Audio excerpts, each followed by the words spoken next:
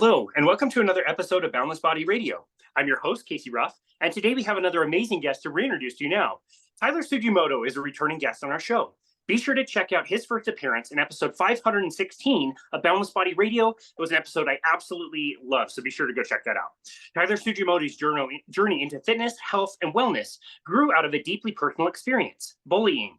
As an early teen, Tsujimoto endured harassment from his peers, and when he decided that he had had enough, he gravitated towards sports and physical fitness as a way to prevent further pain. Tsujimoto graduated from the University of Utah, go Utes, in 2004 with a degree in health promotion and education. Prior to graduating, he also obtained his certification in personal training and has since added several nationally accredited and very impressive certifications in both movement and nutrition.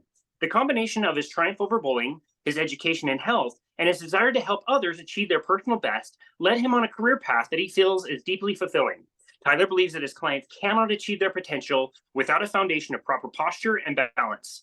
Tyler is the owner of New Star Fitness and Nutrition, a private fitness studio whose motto is, quote, helping you discover your true potential, end quote. Tyler Tsujimoto, what an absolute honor it is to welcome you back to Boundless Body Radio. Oh, thanks for having me, Casey. I've been looking forward to it, waiting on pins or having pins and needles waiting on the edge of my seat to get back on here. So I'm happy to be on with you again today. Well, I told you at the end of the last episode that you and I did together, I had such a great time. The hour absolutely flew by. We barely scratched the surface on so many of the topics that is in your wheelhouse. And so very excited to get you on today. The only bummer, man, I have to say, like the last one that we did in person at your facility, which was fantastic. Yeah. The Zoom video was terrible. It just did not come out well. And so basically the Zoom video that exists is just a squiggly line that moves. So doing this virtually, even though we're like 5 miles away from each other, preserves the quality of the video. And so that will give us something that can live on in YouTube land forever. But anyway, we're doing this virtually rather than doing it in person today. Yeah. Well, you have to make certain sacrifices sometimes. So you definitely do. Well, let's start off with the most important thing. This is the thing that everybody really tunes in for and will be completely irrelevant if by the time this episode gets released. Let's talk about Utah football. How is Utah football doing at this point in the season? Surprisingly well, given certain circumstances that they've been dealing with. They've had more injuries to starting players this year than they've ever had. And they never have and will not have the rest of this year their anticipated starting quarterback, their anticipated starting tight end, and the fact that they only have one loss at this point in time is pretty fantastic. They've played some really tough teams and have a lot of tough teams still left. So it's going to be a fun season. Good fun rest of the season. And like a true Ute fan, I'm rooting for them every week. Hopefully they can pull out a big one tomorrow here against Oregon. Oregon's a fantastic team. They're a scary good team. So Utah's gonna have to bring their A game for sure to pull out a win tomorrow. So definitely, we always seem to play those top teams, I think, really well. I think we're really well coached, and they'll come up with a really good plan. Hopefully we're still one loss by the time this episode comes out. And the knee injury that our quarterback sustained apparently was like way worse than anybody initially thought. And so we were all hoping, by the time we recorded our first episode right after the Florida game, I thought like maybe he'll be here. And then it turns out like, no, he's not gonna be here this entire season. Yeah. And I just read an article that says he can come back next year if he wants. This will be his 7th season, his 7th year in college if he wants to come back. And think about this. The one reason why he might decide to come back is because the amount of money that the players are making in college now, like rumors that I've heard is that he's making like $2 million just to go to school with all the endorsements. Like that would be tough to pass up. It would be, especially, with this year, if he were to decide to go into the draft, he's not going to be one of the very top quarterback prospects.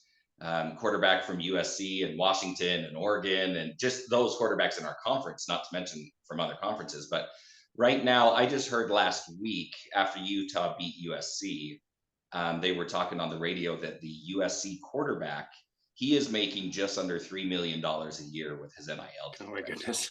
And he's the projected #1 draft pick going into next season. So making $3 million as a 19, 20-year-old kid, I can't even imagine what that would be like to see that type of money in your bank account. But it probably benefits him financially, and also just to get a little more film out there for scouts to look at, and prove to scouts what he's capable of when he's fully healthy, which would be awesome. And especially if he came back, decided to play again at Utah, because with the transfer portal now, they can go anywhere. And there was a comment made by someone in the scouting or recruiting department of Florida earlier this year, that Florida they reached out to the University of Utah this offseason to see if Cam wanted to enter the transfer portal and go to Florida, because they were trying to recruit him. So there's other teams that are interested in him, and if he decides to come back for another year, he's going to have more options than just Utah. So very cool. Interesting to see. Yeah. Well, as it is, we have our backup quarterback, who is a former pig farmer in Milford, Utah, had to work at a hardware store to pay for his college, and he just beat USC in LA, and that felt really great. So, well, thank you for that completely untimely, by the time this releases, a completely irrelevant football update. Really important. But very important. Maybe irrelevant, but not unimportant. Exactly. It's why people tune in, for sure. Oh, man. Well, like I said last time, we barely scratched the surface on a lot of things that you and I can talk about. I walked away from that conversation understanding that posture itself really is not that important. It's not that big of a deal. It's only really important 2 different times in a day, when I'm awake and when I'm asleep. Besides that, it's just not really also very relevant. So can you remind our listeners a little bit about your journey? People can go back and listen to the episode that we did and 516 to hear your full story, but can you remind us how you got into thinking quite a bit about posture?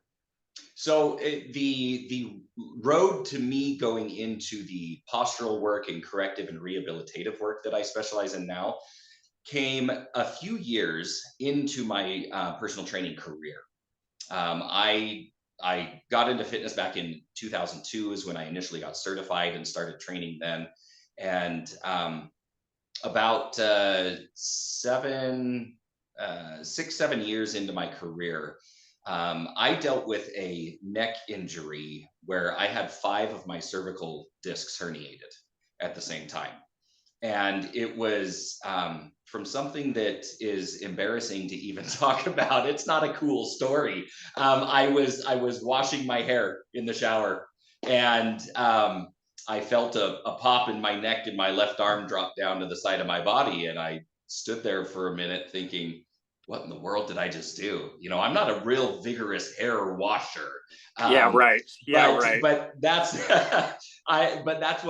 that's what I was doing when the discs herniated, right? When that happened. And I thought, oh my gosh, I started to panic a little bit. It was obviously pretty frightening for me, because I thought I just paralyzed myself. I couldn't use my left arm. The feeling I couldn't function. I couldn't use it. And I'm thinking to myself, did I really just create this type of an injury from showering, from washing my hair? And anyway, I was able to go see a doctor. This was a day or two, or maybe I can't remember if it was that same day or the next day. But I was able to go to the doctor. They said, yeah, you need to see a neuro specialist so that they can do an MRI and check everything out. And they did an MRI. The neuro came back into the room and said, well, you have 5 disc herniations. He showed me the MRI. It looked like it looked like what he described was a derailed train, right? I had a disc going out to the left, one going to the right, one going forward, one going back, and he said it looked like I had been in some sort of like head-on collision type impact that jammed my neck and threw everything out of position. He asked me what I did. I said I was washing my hair in the shower. And I know I should make up a cool story to go along with it, but you were filming a Pantene Pro V commercial or something. You know what I mean? Like nobody would know the difference. that's the day when I had longer locks than I do now. So, There you go. but so I said, well, okay, what can we do about it? I'm in pain. I can't use my left arm. I need to be able to function. I'm young. I'm active. I want to continue to live that lifestyle. And he said, well, we can do surgery. We'll fuse the neck. We'll make it so it's not an issue anymore. And I said, okay, great, let's do it. I was ready right then and there to lay down on the table and just say, okay, go to work and do it, and let's get this over with. And luckily, he said, I'm 3 months out. I can't get you in for 3 months. And I asked him, what do I do in the meantime? He said, do whatever you'd normally do. If you make it worse, we'll fix it while we're in there. And I thought, I can't do anything that I would normally do given my current state. And if I make it worse, you'll fix it when we're in there was not the phrase that I wanted to hear. It just didn't instill a lot of confidence in me, with that being the right direction to go. Sure. And so luckily, the 3 months gave me time to seek out other sources of healing, other ways to heal my body. I was determined to find out what caused this in the first place. Why was I dealing with it? What happened? I know it wasn't washing my hair, right? That's kind of the straw that broke the camel's back, but there had to have been something that was going on prior to that I was unaware of that led up to that point, right? And so while I was doing some research, I came across corrective exercise type stuff. I started getting into trigger point therapy, and I actually I had a chiropractor work with me for a little while, who he originally was going to be a neurosurgeon. And then he decided to go into chiropractics because his goal was to hopefully help people avoid needing a neurosurgeon. And so he had a little different approach with his chiropractics. But the combination of those things, as we started putting them all together, and I started learning about postural imbalances, fascial imbalances, tension imbalances. And I thought, oh my gosh, okay, well, I was a cheerleader for several years. And everything with that is explosive movements up over the head, lifting and holding people up over your head. I'm a guy and I worked out. So of course I did bench press like every day and bicep curls. And because I thought those were the only two muscles you needed to work out, right? Absolutely. And what I didn't realize that I was doing or creating over several years, I was creating such severe muscular and postural imbalances in my own body because of the volume, the intensity, and the frequency of which I was doing certain movements. And I was not balancing that out with strengthening the opposing movements and the backside of the body. And, I wasn't focused a whole lot on mobility and stretching at that time because, a guy in your early 20s and you're working out, all you care about is how much weight you can lift. It's okay. Well, if I benched 200 last week, I want to bench 210 this week. I want to do that. And that was kind of the mindset that I had, right? And even though I was working out regularly, I was eating well, I was active, I was athletic, and still something like that happened to me. And so as I started to research and learn more about how postural imbalances are formed and how so much of it is not from one specific incident, but it's from compounding movements or positions that we hold over periods of time, day after day, week after week, year after year. And I had created such a forward head and rounded shoulder posture in myself because of the way that I was being active and working out, that it forced my head to push forward, and it eliminated the curve that you're supposed to have in your neck. So my neck not only didn't curve the right way, it curved the wrong way. It actually started curving the opposite direction.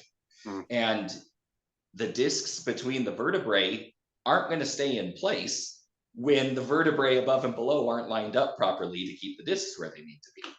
So I was working with the chiropractor for a while. I was starting to get body work done. I was starting to implement postural and corrective exercises. And within about 8 weeks, I was able to fully use my left arm again. I had full function back in it. I didn't have pain. We had alleviated the nerve impingement that was caused from the neck issue. And before the 3-month time frame was up where I was supposed to go have surgery, I was able to call in and cancel it because my body was healed. Yeah. We had fixed it. And for me, that was such an eye-opening experience. Like I mentioned, I had been training for several years at this point in time. And throughout this process, it really opened my eyes to the fact that not only was I training myself incorrectly, but I was also training my clients incorrectly. And my clients luckily weren't getting injured. They didn't have the issue that I did, but had they kept doing the things that I was teaching them, that may have been something they encountered down the road. And so I immediately changed my focus and thought, there has to be an element of postural foundation and movement quality that is associated with everything that I do with fitness, for myself and for my clients. And so from that point, I got certified as a posture exercise professional. I got certified as a medical exercise professional, a corrective exercise professional, pain-free movement specialist. I have all sorts of certifications in that area because, to me, from personal experience and what I've seen in clients before and after this point in time, it has been the single most important element that we incorporate with a health and fitness program with our clients. The quality of movement is so much more important than how much weight you can move. And if your goal is to increase strength, you will actually be able to increase your strength even more when you have proper postural balance and movement mechanics in the body. And so that's what really got me into this. And I've gone to other states and studied and done seminars and conferences on posture. And it's really become just such a passion for me. When I talk to somebody who's dealing with pain and discomfort and has been for 20, 30 years, or maybe they've been dealing with it for a week and they're sick and tired of it already and say, I want to get out of pain. I am so grateful that I have an approach that can help them not only get out of pain, but then go further than that and teach them the right movement patterns throughout the day and how to live life throughout the day pain-free. Not just be pain-free when you're working out, when you're running, when you're cycling, when you're weightlifting, when you're playing basketball, whatever. Not just then, but all the time. When you wake up in the morning and get out of bed, you don't want to have to take 15 minutes for your back to loosen up before you can stand up straight. Right? You don't want to at the end of the day go, oh my gosh, I'm dreading going down the stairs. My knees hurt so bad. I just, those types of things. So it was my own personal experience of coming really close to having my whole neck fused, and luckily avoiding that, and then diving just head first into this whole world of posture and movement mechanics and understanding the benefits behind it. Yeah. Well, what a cool story of a way to take something that's very challenging and make it, be something that's benefited for you. I believe in our last episode, you said with bullying, especially, like, this is happening for me. What am I supposed to learn with this? And that was definitely what your path was supposed to be. So in a few months, I'm turning 40. Since I changed my diet several years ago, I'm feeling better than I ever have. I feel way better approaching 40 than I ever felt in my 20s or mid 30s. I feel great. I'm able to do everything that I like. I can cycle for several hours. I play hockey every single week. Like, I'm really grateful that I'm able to move and do those things. It's really awesome. And so I kind of want to talk to you a little bit today about that type of a context. Less about what we talked about last time, which is more like fixing problems that already exist, but talking more about like injury prevention. How, if all of those injuries, the back pain, the basically like the knee pain, the whatever that people are dealing with, if I hear those and say, well, that doesn't sound fun, I want to avoid that entire rigmarole, and I want to age, well, and be able to move well into my later years. What things do I need to be thinking about now? And I also realize, like, what it's like. You do personal training for so long, all the certifications and the books you've read and all the learnings that you've had on podcasts and people explaining things. Like, it all gets so convoluted. I realize I'm still doing things the same way that I did 16 and a half years ago with some of my program design stuff that I learned from, NASM certification, really widely accepted, but might not be the best, thing to do. So I do want to talk about injury prevention. And I want to start with designing a program. As a fitness professional, let's say you're talking to a lay person who's not going to work with a professional, which, like I said last time we recorded, work with a professional. It's Sure. easy money well spent. If you're not, how are you thinking about program design when you're coming up with a strength training program to help somebody who maybe doesn't have any pain spots now, but would like that to continue? So the first thing that I would recommend and that we would do is assessing your current ability to move, right? And this is something that can be done pretty easily, even by yourself at home. When we do it here at New Star Fitness, we use an AI software where we take pictures and the software identifies your anthropometric points throughout the body, and then we can measure degrees of variation of, is one shoulder off? Do you have a degree of scoliosis in the spine? Are the hips off? Things like that, right? But even just on your own at home, if this was something that you wanted to do on your own, say, I want to start a workout program. I either can't or don't want to or don't feel comfortable hiring somebody to help me with it, but I want to do this on my own. Set up your camera, take a selfie of you standing in front of a blank wall, okay, a wall without a lot of patterns or anything on it.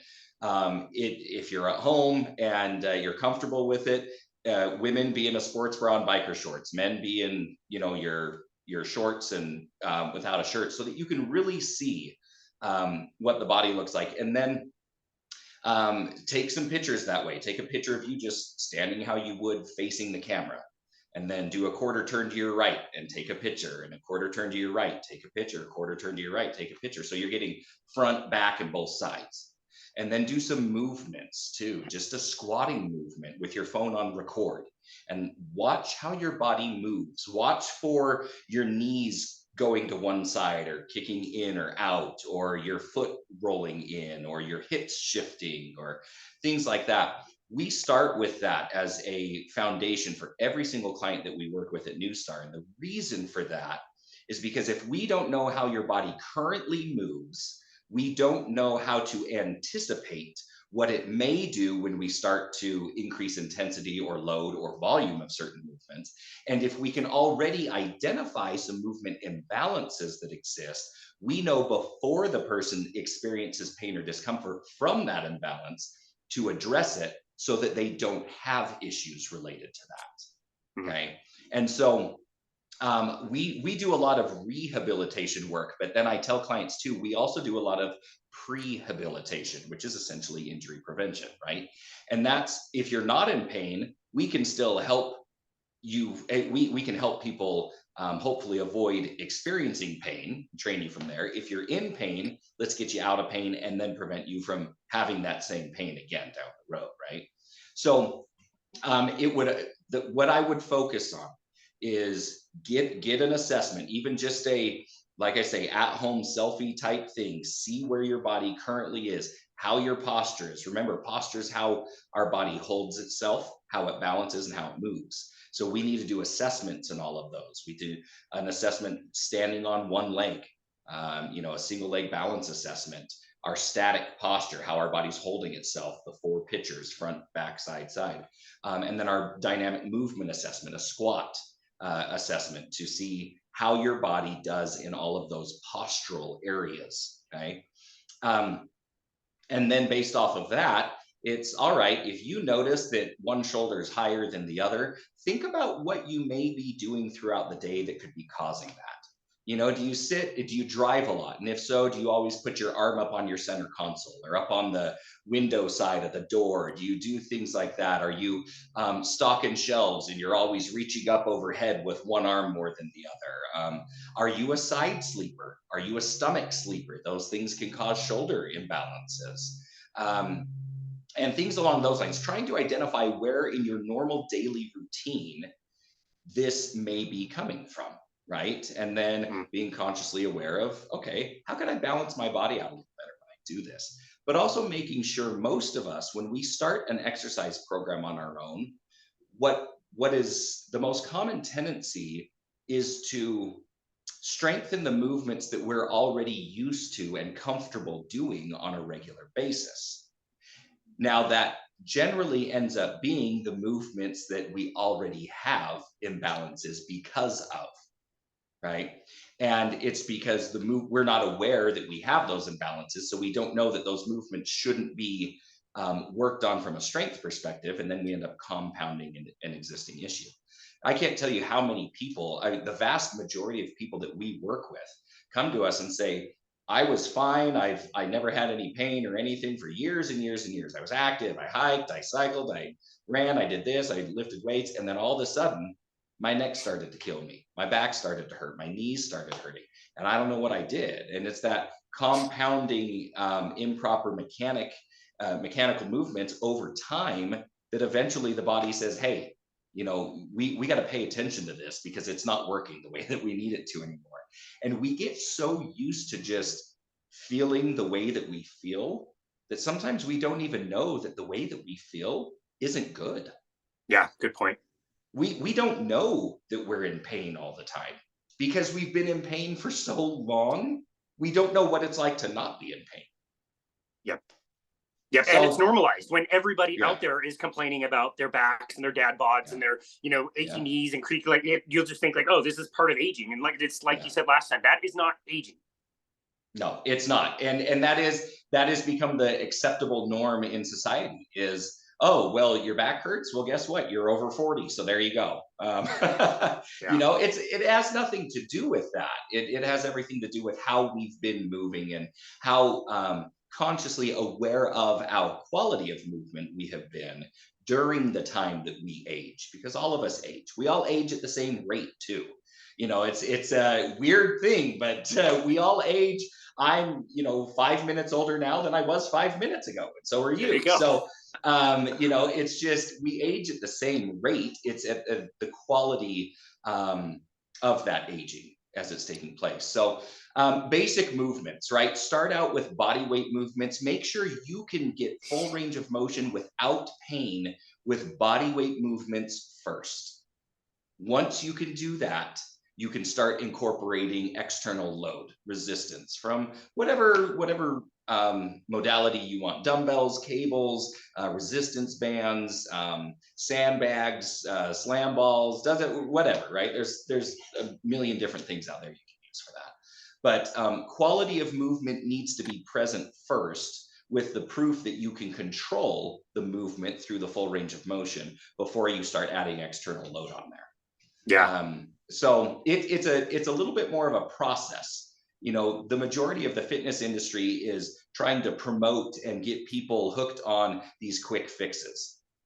It's what can you do for 6 weeks, and then boom, you go from dad bod to beach bod, right, in 6 weeks.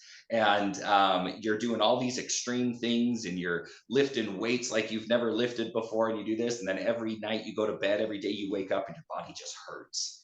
And you think, oh, well, I only got 5 more weeks of this, so I'm just going to keep going through it. Yeah. And, one thing to keep in mind when you're correcting your posture, when you are reteaching your body how to move the right way, it can take time. Most of us, because the vast majority of us are not consciously aware of our movement and our posture throughout the day. So we are more likely than not moving in a way that can be creating imbalances. And that's probably been the case for the majority of our lives. And so, to think that, oh, I'm just going to be able to get this really quick fix and boom, there we go, and everything flips around, I do this 180 and I'm good to go, isn't realistic. You can get there. It's just going to be a bit of a process. It's going to take a little bit of time to do it. Yeah, that's good to point out for people. Yeah, I love that. So when you're designing a strength training program, let me back up. When I am designing a strength training program, I'm thinking in terms of like pushing and pulling movements, both in the upper body and lower body. And depending on how I'm splitting somebody, or depending on how they're moving, generally speaking, very generally speaking, I like to see that if I'm doing a pulling movement, I want to do a pushing movement. If I'm doing a row, I really want to do a chest press, whether that's in the same workout working total body, or whether that's in a different workout on a different split. I like to see those things generally kind of balanced, unless, Mhm. again, we're addressing something specific with somebody. Is that kind of how you see that as Sure. well? Yeah. So, especially from my personal experience that led to my neck issue, right? I did a lot of pushing, not a lot of pulling, Yeah. for years and years and years. And yes, so to your point, if we're addressing a specific imbalance, if there's extreme internal rotation and forward head posture, we're not doing horizontal pressing with a client until their posture shows that it can stay in a neutral position, right? Yeah. And then pressing is very good for them, right? But not only pushing and pulling, and yes, you're spot on with that. I would do vertical pushing and pulling. I would do horizontal pushing and pulling. I would do unilateral pushing and pulling. I would do cross body pushing and pulling. So you're getting some rotational movement, and even anti-rotational movement at the same time, because so much of what we do throughout the day is not just in one plane of motion. Yeah. Good Humans point. don't walk around like a robot and just always, march one way and arms go one way and everything happens here. We do bend, we reach, we twist, we rotate, we do those things. And so being able to strengthen the body in that manner is where people are going to see the best impact on their overall quality of life and being pain free throughout that as well. Not just, you get into sport specific stuff if you're working with athletes, but the vast Sure. majority, 99% of us on this world are not elite athletes, Sure. right? Myself included, I'm not. And so, even though I like to pretend that I am sometimes, I'm not. But I am a human being that moves on a very regular basis. I have young kids that we're chasing around and picking up and throwing around and doing this, and you're just things you do throughout the day. How often when you go out and garden or something like that, there's actually a lot of cross body movements and rotation and things. And Sure. I know a lot of people that get injured gardening, and Yeah. they say, I feel silly that I got injured gardening. And I said, well, I got injured washing my hair in the shower. So, Right. at least you were doing something a little more physical than I was. Right. I mean, I see my clients all the time do a perfect set of deadlifts and then bend over twisting funky to tie their shoe or whatever. It's Yeah, like you absolutely. still need to be mindful of some of these things. Okay, well, Absolutely. Yeah. I'm glad that you brought up the different planes of motion. So most of the things that we do in a gym is in the sagittal plane that's kind of right in front of Mhm. us. Bicep curl, I'm Mhm. pulling something in front of me. Row, I'm pulling something in front of me. There's also two other planes of motion. So lateral plane of motion, which is side to side, and there's a Mhm. transverse plane of motion, which is that rotation that you were talking about. Mhm. Now, Mhm. where I like to incorporate this the most, generally speaking, again, very general, when I'm programming this for somebody, I generally will program this early in the workout, and I will do it with what I would consider is a core warm up. I Mhm. want to kind of activate, if that's the right word, turn on, wake Mhm. up, whatever Mhm. the Mhm. middle part of the body. So my programming, to much the chagrin of much of my clients, will almost always include some type of a plank, some type of a bridge, some type of glute activator like a bridge. It will usually have something that is working primarily the core in the lateral plane of motion. So I like things like windmills with a kettlebell, nice little Mhm. stretch in the back. I'll also generally like to see some type of a rotation, whether that's with a band or seated in a way that is safe for somebody to do. That this kind of idea comes again from probably the original certification that I did almost 17 years ago now. I don't know whether that's scientifically validated, a good idea. It seems to work really well. What are your thoughts on that? So it's very important to have an appropriate warm up prior to whatever the bulk of your workout's going to be, right? So absolutely spot on with that. One thing that there's a lot of information out there now, a lot of supporting information showing that you want to get into dynamic warm ups, meaning that instead of, a lot of people still would say, okay, I'm going to sit and stretch, do static stretching for a few minutes before I start working out or something like that. Or I'm going to go walk on the treadmill and warm up. Okay, well, does that help the body physiologically warm up? Yeah, it does. Right, because you start to increase your internal core temperature. You get to a point where you're, kind of just before you're sweating and your body releases synovial fluid to help with joint lubrication and things like that. So, from a physiological standpoint, those types of things do warm up your body.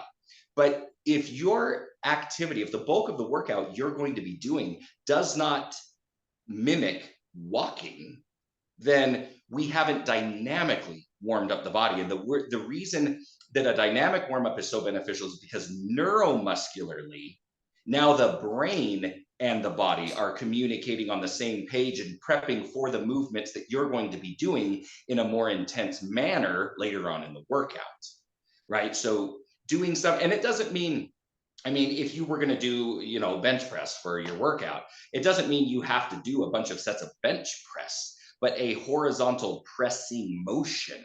It could be up against the wall. It could be with some bands. It could be with some, and you kind of get to where you're doing more tempo, a little bit slower movement, and then getting up to a little bit more fast pace or a little more explosive movement to prime and prep the neurological system to then communicate efficiently with the muscular system, so that when you get into the actual workout, that it's primed for that. So I'm a big fan of, if you're going to do anything upper body, shoulders and shoulder blades are extremely important to warm up, loosen up, make sure that they have proper range of motion.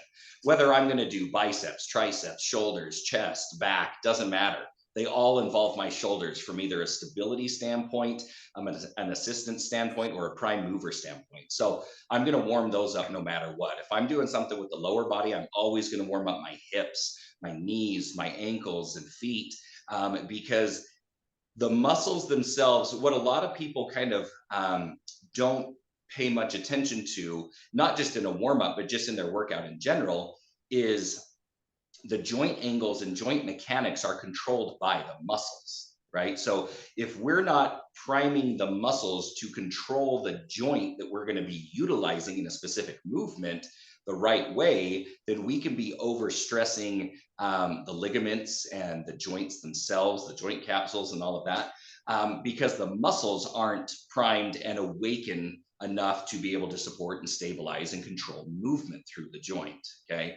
Joint pain exists. If people have joint pain when they exercise, could it be related to a lack of warm up? Sure, it certainly could be. It could also be related to, a lack of proper movement mechanics, and you have muscular imbalances that exist there. But your warm ups should, in my opinion, they should involve some sort of mimicking of the movements you're going to be doing in the main workout at a lower intensity, right? A lower volume, a lower intensity, but something that incorporates, that mimics that. If you're throwing, if you're, working with somebody who's a baseball player or a football player, or tennis or something, and they're throwing that, you want to do some movements that way that help warm up and activate the core, stimulate that neuromuscular system, and get their body really primed and ready to go, so that when you get into the bulk of the workout, they feel like they can just kind of flow right into it.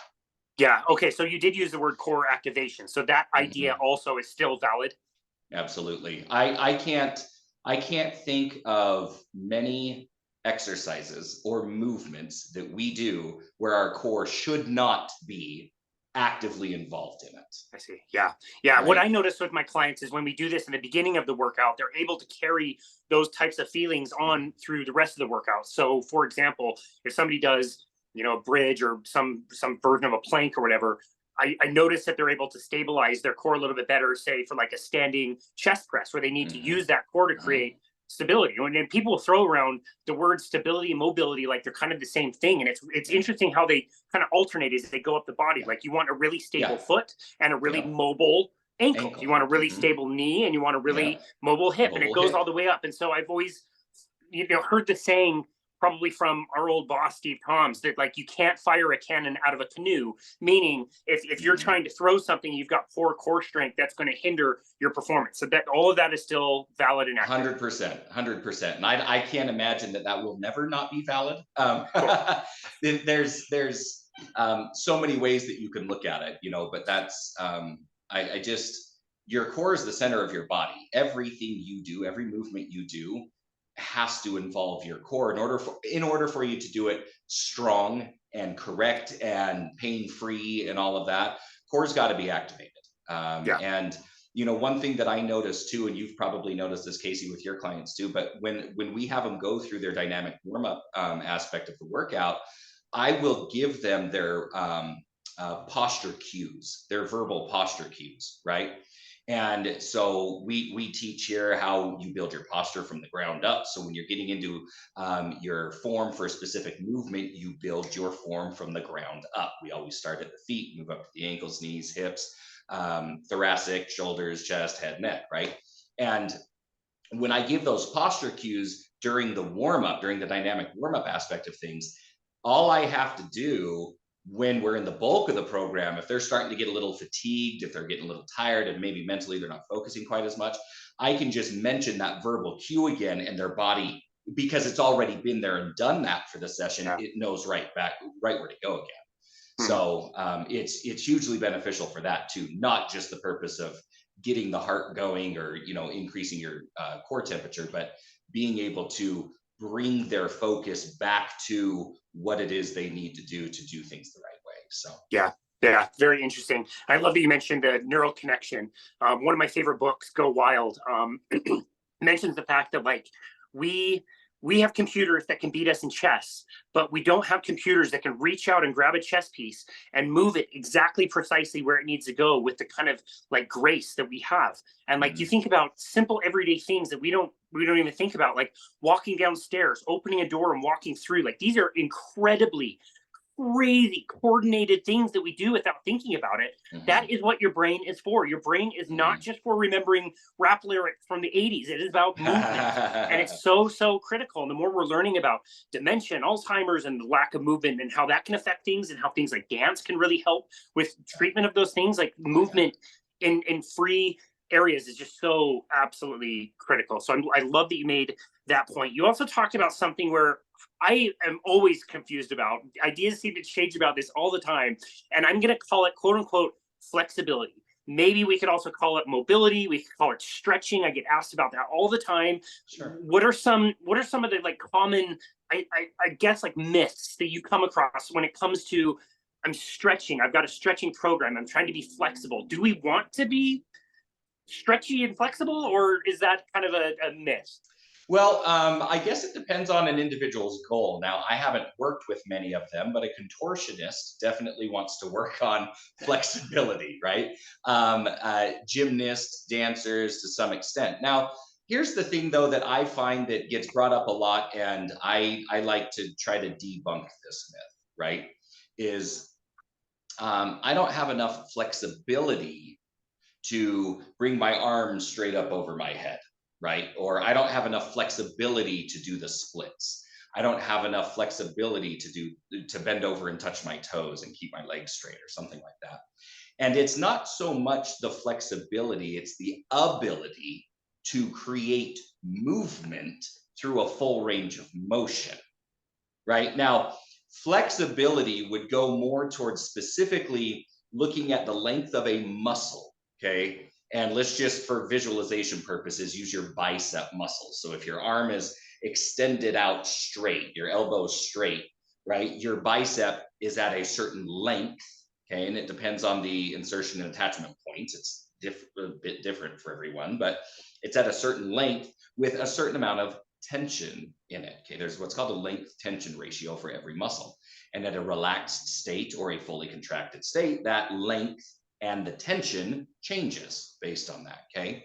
Now, if I can fully straighten my elbow and then fully flex it, I have full flexibility in my bicep muscle.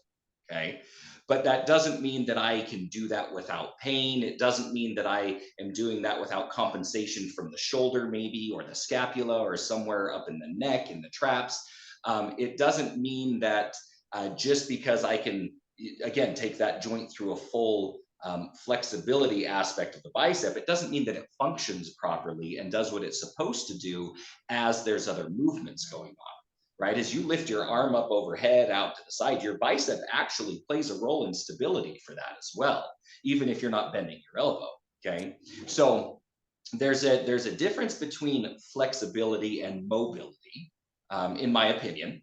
And I think what a lot of people focus on too is when they stretch, they think about static stretching. I'm going to bend over and touch my toes. I'm going to feel the stretch of my hamstrings. I'm going to hold it for 20 or 30 seconds. Okay. This is what everybody did this in Little League football, high school football. Like absolutely. Yeah, that's okay. Absolutely. Yep. And not to say that it's bad.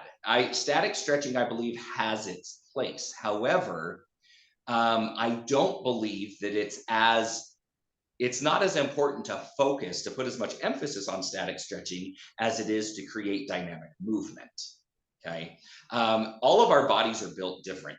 We have different length femurs and lower leg bones and torso and arm bones and all of that, and our spine, and we're all built different, right? So the ability to be flexible is relative to the individual as well, right? We can't compare that and say, oh, well, my sister can do the splits. Okay, well, does that mean you should be able to do the splits just because she can? You know, Great question. Great question. It's not a one of those things that you can accurately identify when comparing to other people, right? Yeah. And a lot of it has to do based off of your lifestyle, your goals, and what it is you're working towards also. I mean, when I was 10 years old and I was in gymnastics, I could do the splits. If you ask me to do the splits today, I'm going to laugh and say, no, I'm not even going to try to do the splits. I wouldn't get back up off the floor if I tried to do the splits. However, I can do a full depth squat and sit down on the ground and hop back up and do all of these things and function the way that I need to, but my lifestyle doesn't require me to be able to do the splits. Yeah, such a good point. So there's that I hope that addresses your question a bit there with flexibility. People think of that more as, are my muscles too tight or stretchy enough for me to do this? And yes, that does come to play in it, but you can have a stretchy muscle and have no mobility throughout the joints and proper articulation and control, even if you have flexibility. Yeah. No, that's really good point. So I think there's a lot to go with that. And yes, is it important that you can function normally throughout the day without pain and have the appropriate amount of flexibility? Yes, but if all you're doing is sitting and stretching, actually, I'll share with you really quick, Casey, if you don't mind. One of my clients, he's been a client now for about 3 years.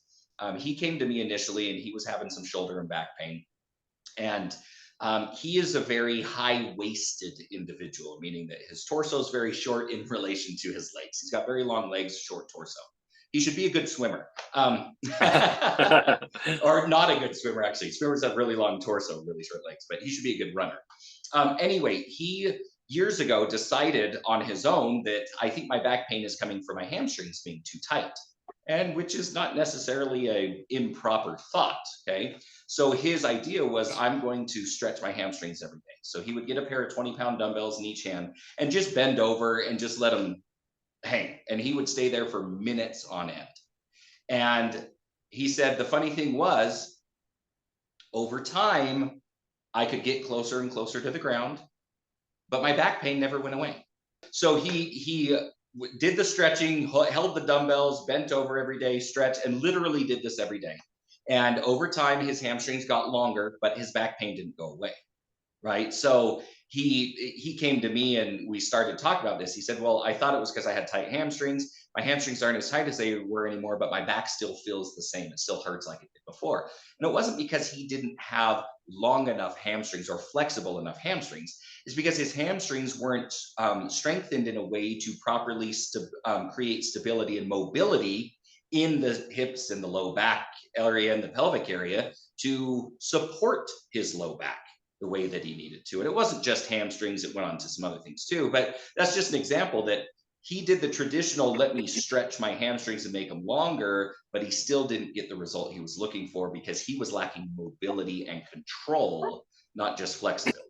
So did he make it worse then? Would have been better served by doing exercises that use the hamstrings, like deadlifts or leg curls or something? Yes. He would have done better. Yeah. Yeah, actually, and that is something that we've talked about. And he says, well, I'm glad that I know now so I don't repeat that mistake in the future. Right. Right. But he did actually make it worse because a lot of it too was he wasn't quite sure on body position wise how he should be positioned while doing those stretches and all that. So he caused a few other issues too. And which unfortunately he had all the right intention in the world. Right. He was trying to fix something and unfortunately made it a little worse. But it's flexibility is a part of it, absolutely, but mobility has to be there And then your flexibility isn't as integral as Yeah. you think it might be. So, Well, thank you for clarifying that. That's my number one worry as well. With somebody at home just doing their own stretches, they could do any stretches, which, you know, if you're stretching the back and your back is already really weak, that's really the last thing you want to do. You want to strengthen that. And that is probably a pretty good segue to the next thing I really want to ask about. It's something that I do less with people. I guess I'll give you a quick example. You know, people get older. We know how most people get taken out. It's normally a fall that cascades into an event that's normally like game over for most people after that. And I always used to think the fall was due to lack of balance, and thus we should do lots of balance training, standing on unstable things, soft surfaces, barefoot, that type of thing. I tend to think that it's more of a strength thing now. I would really like somebody to be strong so they have a sufficient amount of, you know, muscle fibers to be able to catch somebody with the speed that is needed when somebody is falling. That's my tendency. I don't have zero value in balance training. I just don't have as much as I used to have. What do you think about traditional like balance training? Is that something you do? Is that something everybody should be doing? Again, going back to somebody who's trying to prevent injuries, prevent all the things that they have to fix and walk back later. How do you think about like quote unquote like traditional balance training? So this reminds me of Casey when we worked together at Lifetime Fitness, and you know there were when functional training was becoming popular, right? And everybody in goes, quotes, "Oh my gosh!" In quotes for those listening, functional training was in quotes.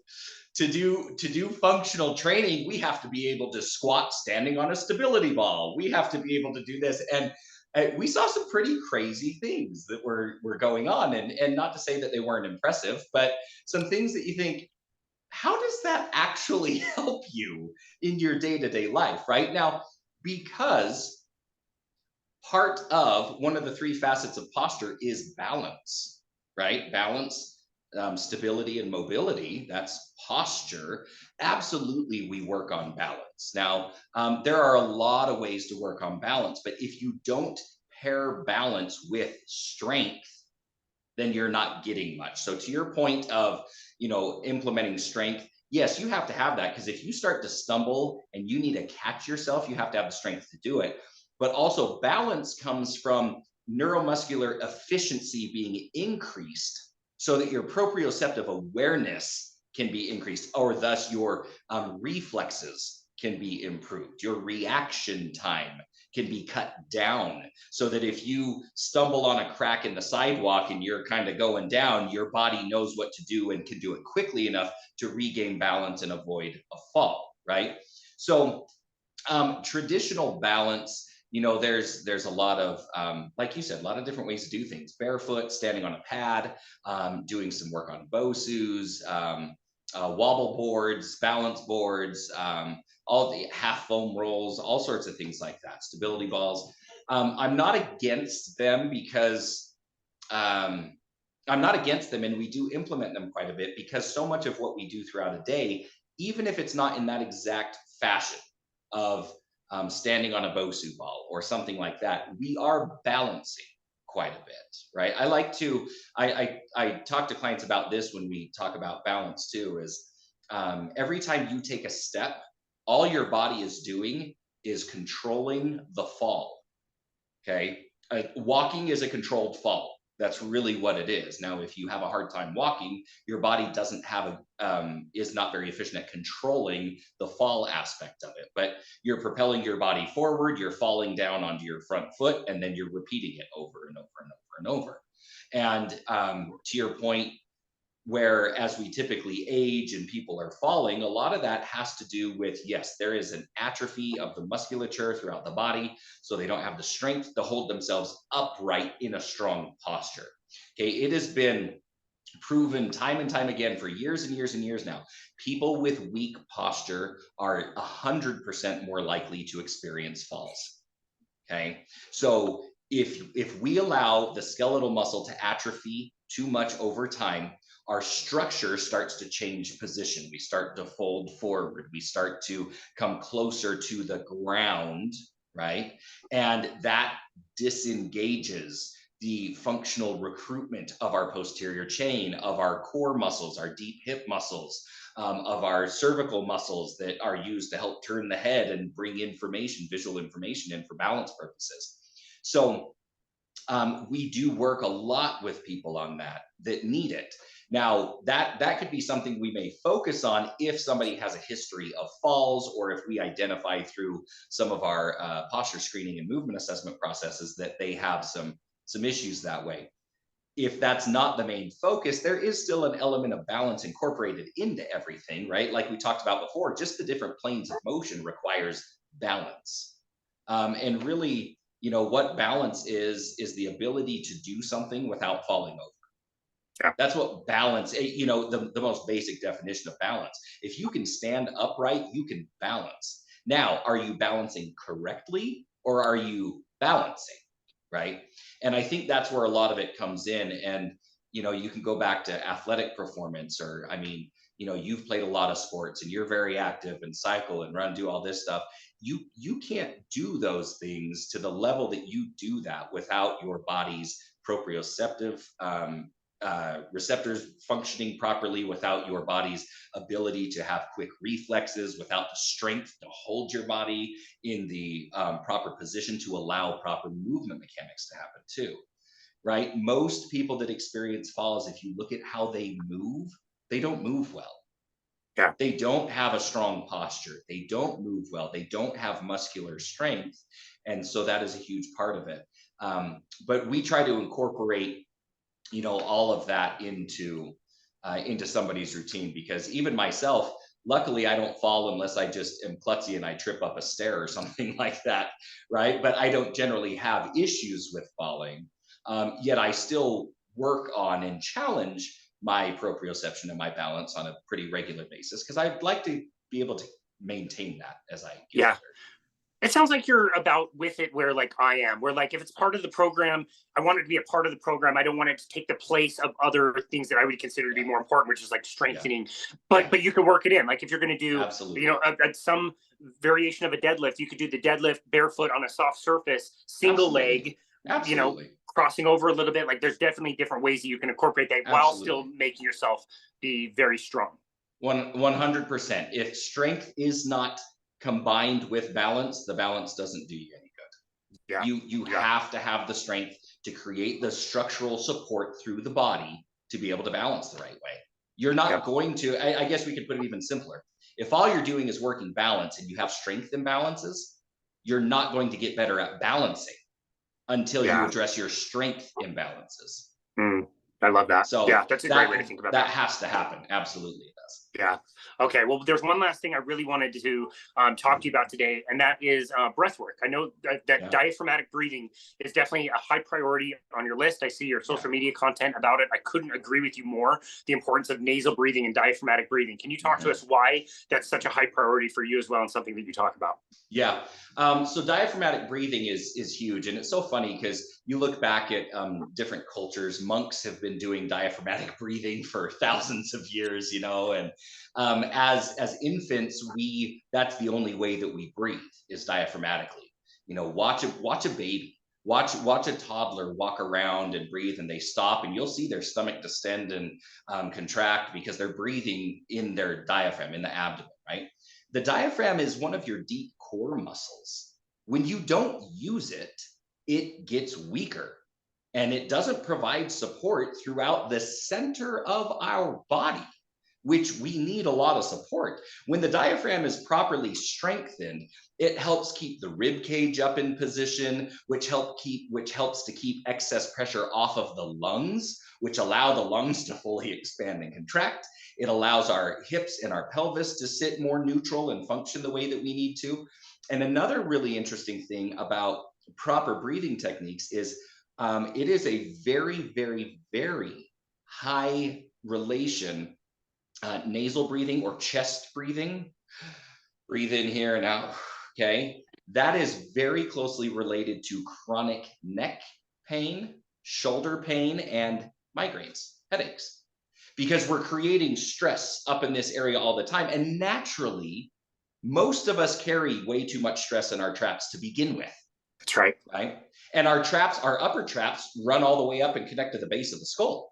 And so when your upper traps have excess stress in them. And then we're breathing heavy up here and we're causing more tension up in the neck and through the shoulders as well. We get a lot of pain, a lot of TMJ issues are from people who are chest breathers as well, or associated with chest breathing, because we are never letting tension out of this area up here.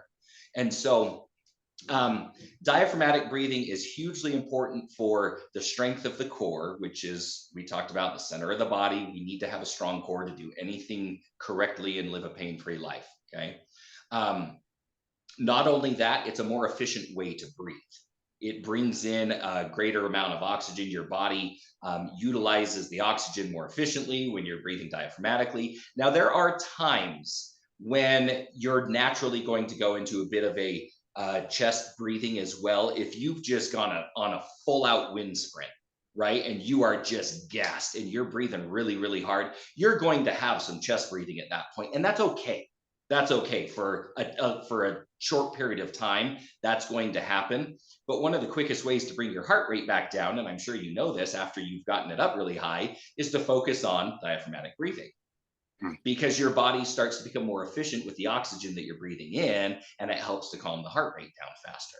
Okay. Yeah. So not only is it a fantastic way to help strengthen your core, it's also a great way to start eliminating and at least decreasing excess stress up in the traps, the neck, the jaw, and start to get rid of some of the pain that people deal with up there. I think the hard thing with it, and I believe this was mentioned in our social media post about it, but it may not have been, but I think there's a societal pressure, especially on men, to not have your stomach stick out, right? When you're sitting there breathing, it's like, oh, well, I got to keep a six pack. I got to keep my abs in. I got to do this or this. And so the natural tendency for diaphragmatic breathing is when you inhale, your abdomen should distend a bit. And when you exhale, it should contract a bit. And I think it's, there's memes and commercials and clips in movies and TV shows about it all the time. Guys are standing at a water park or a beach, and then a woman walks by and they immediately suck their stomach in, right? It's peacock around, yeah. and it's funny because I think socially speaking, there was a bit of a encouragement to go away from letting the stomach distend and do that. But it's hugely beneficial in creating internal bracing for a lot of movements, deadlifting movements, squatting movements, pressing movements. There's a lot of benefit that comes from knowing how to actively and properly engage the diaphragmatic muscle and the other deep core muscles. And if you don't know how to breathe through the abdomen, those things are really hard to do. And then they can make the exercise and the movement really dangerous also. Yeah, it's interesting when you go out in society and you see how many people at the cars and the stores just have their jaw hanging wide open, and that's how they're breathing. And Portuguese, down in Brazil, if you call somebody a boca aberta, you're calling them an open mouth, which basically is calling them an idiot. Okay. And so it's interesting that people they're not aware of that, and so they're just breathing in and out through their mouth, which is horrible for so many different reasons.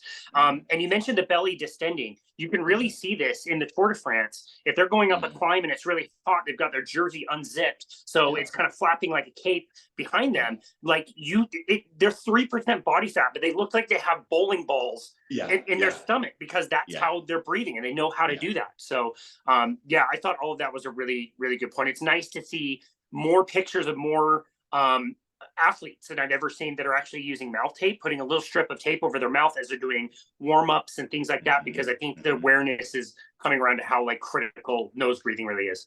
And it's another interesting thing about it is your core strength just goes through the roof when you start learning how to do that. And we have to get, as a society, we have to get it out of our minds that if you have a super flat stomach that's just shredded, that means that it's strong, right? Because that's not the case. You could be lean enough to be super shredded and still not have a strong core, right? But strength to me too is not just how much weight can a muscle move, but it's how functional is the muscle in creating pain-free movement within our bodies in the things that we do. And so, diaphragmatic breathing, I'm a huge fan of it. It is something that we talk about a lot and discuss a lot. And this is Another interesting point here, real quick: people who snore, okay, Yes. oftentimes, right? That can be caused from all the excessive tension from being a mouth breather, chest breather all the time for years and years and years. And everything up in this area and around the back is so tight all the time that when they lay down to go to sleep, air doesn't flow through the right way. So they snore.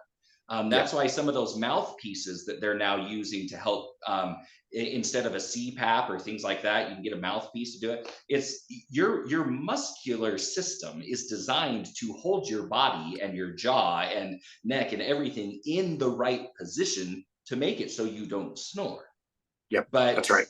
we have to understand, we have to be aware of it first and then understand how to correct that. So Yeah. anyway, I just thought that was fascinating too when I had read about that. So super, super interesting. I prefaced one of my last questions by saying one of the last things I wanted to ask you about, and then I asked my question. Well, that was actually a lie, because I'm looking at my notes and we have about half of the things that I really wanted to chat about today that we talked about, which I think you know what that means. Would you like in a few months to come back on the show so that we can do another episode? I'm absolutely loving our time together. I learn so much every time.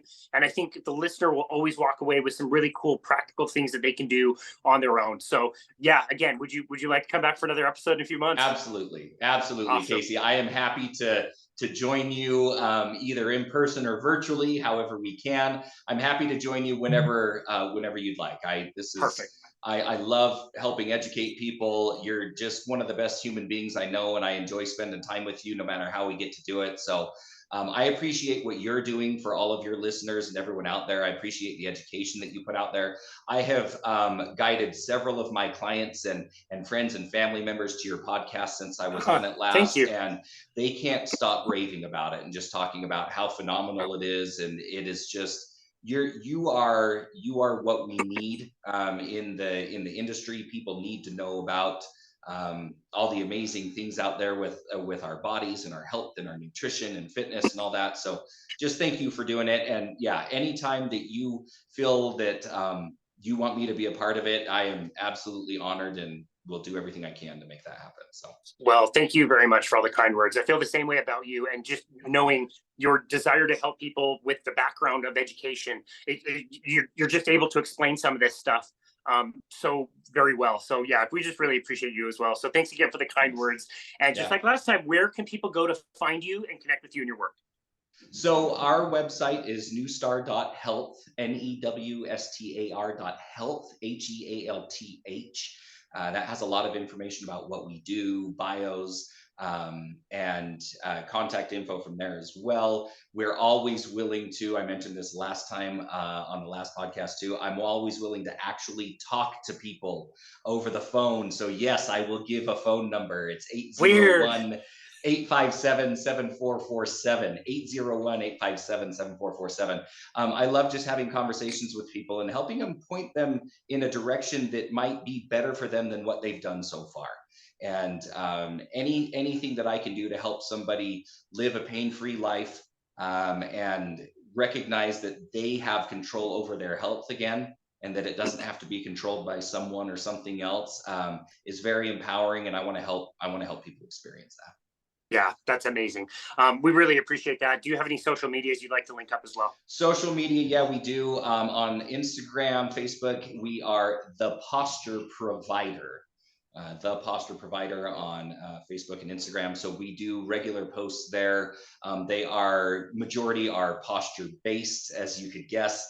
But they cover all aspects of, from breath work to strength exercises, mobility exercises, how to prevent or eliminate a dowager's hump on the back of the neck, things like that. We're always working on educational videos that way as well. So yeah, it's neither your or my favorite thing to do is the social media, but you do a really good job.